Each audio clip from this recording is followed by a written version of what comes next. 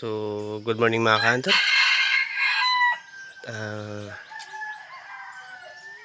Yung nakuha natin nung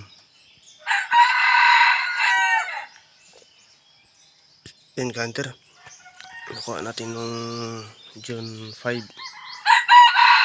Ngayon is June 7. So, naninilaok na mga ka-hunter.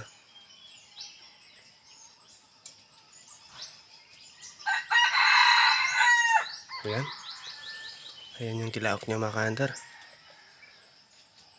So, napakasayang sa pakiramdam mga ka-hunter yung nahuli mo na so kinabukasan at susunod na araw is naninilaok na. So,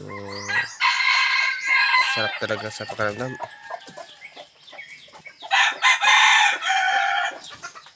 Kasi may sinyalis na ang ligaw is magpapaamo talaga sa iyo. So yun na ka-hunter.